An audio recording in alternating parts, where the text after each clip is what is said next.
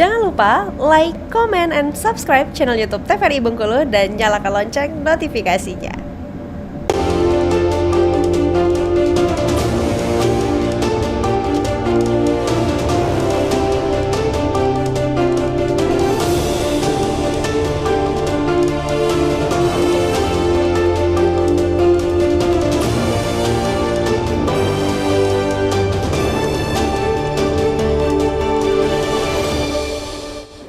Terima kasih Anda masih bersama kami di Beranda TVRI Bengkulu, masih dengan tema yang sama terkait dengan karantina siaga Ramadan dan Idul Fitri 1446 Hijriah. Dan kita sudah menyimak bersama ya sertifikat yang dikeluarkan dari masing-masing dinas ya Pak, dinas kelautan, dinas ketahanan pangan, dinas peternakan. Nah kalau dari Balai Karantina sendiri seperti apa Ibu pengeluaran sertifikatnya ini sendiri ya, demi menjamin mutu pangan yang baik? Oh iya. Mbak Agnes, kalau tadi kan kita sudah dengarkan ya, Pak Andi, kemudian Bu Sri dan Pak Syarkawi tadi menyampaikan sertifikat-sertifikat mereka gitu ya.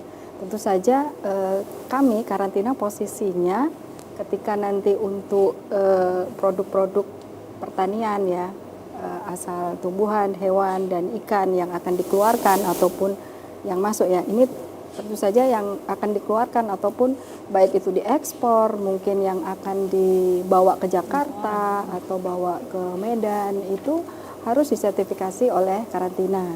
Dan tentu saja kami jadi lebih aman lah, nyaman ketika bapak-bapak ini sudah menerbitkan sertifikat untuk keamanan daripada produk-produk yang akan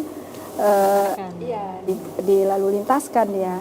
Sehingga kita nanti gampang tinggal menerbitkan sertifikat kalau nanti ada dokumen karantina hewan, dokumen karantina ikan, dokumen karantina tumbuhan. Selain kita melakukan penjaminan juga nih, bagaimana sih upaya penjaminan keamanan pangan yang dilalu lintaskan ya, bahkan sampai ke ekspor nih Mbak. Benar. Ya kalau kita lihat komoditas Bengkulu ini kan banyak sekali ya komoditas unggulan ini. Jangan sampai nanti akhirnya kita ekspornya melalui orang ya pihak lain. Nah ini supaya ada bagus komoditas unggulan kita dan terjamin begitu ya. Kita juga ikut menjamin dan sesuai dengan undang-undang perkarantinaan kita juga bersama nih dengan bapak-bapak ini dinas untuk menerapkan ketertelusuran. Nah ini dari hulu, dari mulai mana asal hewan ya Pak ya, ternak, kemudian juga dari ikannya dari mana, kemudian juga dari tumbuhannya dari mana, kemudian setelah diproses, produksi dan lain sebagainya. Nah itu nanti mungkin pembicaraan ke depan nih Bapak. Kita harus berkolaborasi, sistemnya harus satu ya Pak ya. Ya itu pentingnya itu kalau terjadi kasus itu ya, misalnya satu kasus terkait dengan keamanan pangan ya, gangguan kesehatan akibat makan apa saja lah, itu harus bisa dirunut sampai kemana ininya pangkal persoalannya itu pentingnya traceability itu dari. Contoh nih Mbak, ketika kita melakukan ekspor nanti ke depan, kan ini ya Pak Andi ya? Ya harus ekspor. Harus ekspor kata Pak Andi. Nah ketika produk kita akan kita ekspor gitu ya, produk Bengkulu ekspor ke Jepang ataupun ke China misalnya. Nah kita harus jamin itu. Salah satunya yang paling akhir adalah karantina. Benar. Karena sebagai garda terakhir untuk ekspor.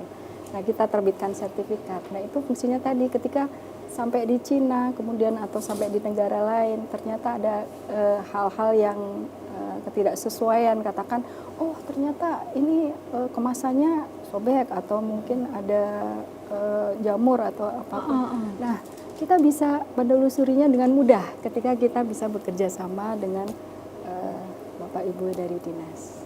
Itu fungsinya. Itulah fungsinya kolaborasi ya Ibu. Ya, dan di sisi lain sebaliknya ketika itu komoditasnya bagus, oke ya. Lalu biasanya biasanya negara-negara tujuan itu mempersyaratkan terhadap sesuatu. Nah, kita bisa berkolaborasi untuk memenuhi persyaratan itu gitu.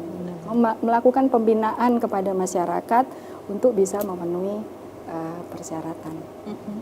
Tapi sejauh ini tidak mungkin masyarakat yang tidak melewatkan karantina ya, apalagi oknum-oknum yang nakal seperti itu ya. Oh iya ya pasti pasti ada. Melewati seluruh ya. Jadi Jalan-jalan tikus yang bisa dilewati. Ya, Seperti apa sanksi yang dilakukan nantinya gitu ketika ketahuan? ya udah pasti itu Mbak. Kalau di undang-undang karantina itu kami ada di pasal 86, 87, 88 itu ketika tidak melapor kepada kami, kemudian tidak melewati tempat pelabuhan, karena di Bengkulu sendiri sebenarnya ada pelabuhan yang belum ditetapkan seperti pelabuhan Linau, kemudian pelabuhan Bantal, ya, kemudian ada bandara Muko-Muko, kemudian kita juga ada perbatasan Bengkulu ini kan ada perbatasan darat juga nih dengan Sumatera Selatan, Sumatera Selatan ya Pak. Padang. Padang, kemudian juga dengan Lampung. Nah itu kami tidak ada di sana, sehingga itulah pentingnya kolaborasi antara kami karantina dengan Bapak Ibu semua dan aparat. Baik, ini kan ada kegiatan bazar pasar murah juga ya. Itu seperti apa kolaborasi antara Dinas Kelautan sendiri, hewan dan juga pangan sendiri seperti apa? Iya, ya ini saya yang jawab. Ini kan juga nantinya kegiatan ini juga dilakukan di saya atau saya. Saya atau saya mau. kabupaten juga ada kan ya Pak? Apa kalau dari Bapak sendiri? Ya, kemarin juga ada beberapa kali ya dari Safari Ramadan Pak Gubernur itu juga dilakukan oleh baik itu industri perindak ya, dinas perindak, kemudian ketahanan pangan, kemudian dinas-dinas lain. Ini memang support untuk bazar pasar murah. Nah kita semua seperti yang kemarin disampaikan sama Bu Endah juga, kita punya produk-produk ini nih, produk hasil pengolahan ikan. Itu pun kita seperti misalkan dari kulit tulang ikan tenggiri jadikan kerupuk, kemudian tuiri. Pempek kemarin belum sempat cicip ya Bu ya, pempek. Nanti setelah lebaran baru kita cicip karena kemarin memang masih puasa. Jadi nanti kita undang. Seharusnya beli untuk berbuka Bapak. Untuk makan pempek bersama-sama di Pulau Baik. Lebih enak pempeknya yakin. Jadi seperti yang dikatakan Pak Gubernur, itu adalah pempek terenak di dunia kata.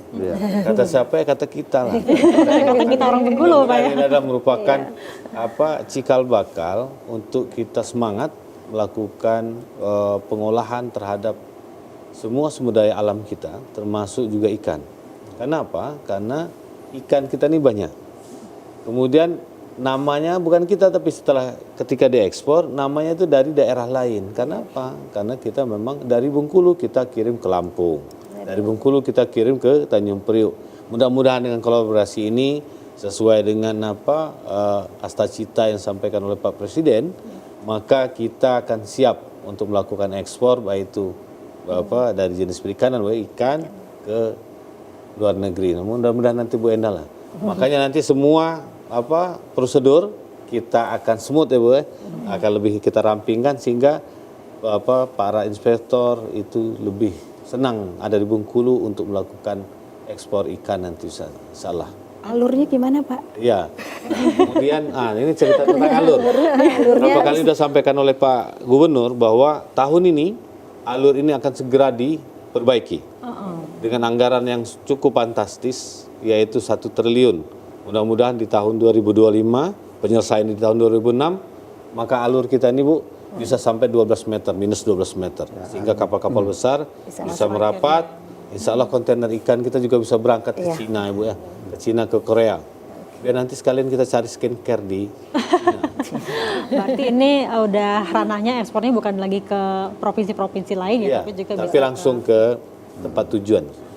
Baik, ini kan tadi juga nyinggung soal bazar pasar murah yaitu apa saja sih yang ada di kegiatan itu, mulai dari bahan pokoknya, sayur-sayurannya itu apa saja, apakah dengan harga yang terjangkau dan masih berlangsungkah sampai dengan saat ini di titik mana saja?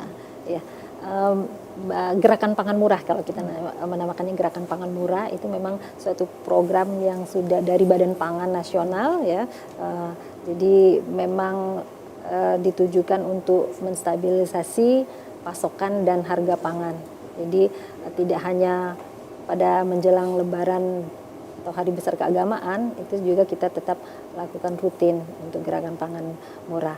Dan ini tidak masalah di hari Lebaran ini kita lebih banyak mengikut sertakan. Biasanya mungkin kita mandiri kalau sekarang kita banyak keterlibatan dari instansi-instansi terkait ya, baik nanti ada dari peternakan ya, dari peternakan maupun bahan-bahan pokok lainnya, bahkan olahan lainnya yang mungkin belum ada tuh ikan. Kami belum, hanya olahan ikan. Kalau ikan segarnya kita belum. Kalau ayam segar itu sudah kita. Ya kalau kami selalu setiap momen pasar murah itu di seluruh kabupaten kota ya kita ikut sertakan dan kita melibatkan para pelaku usaha yang ada di seluruh wilayah kabupaten kota itu ya.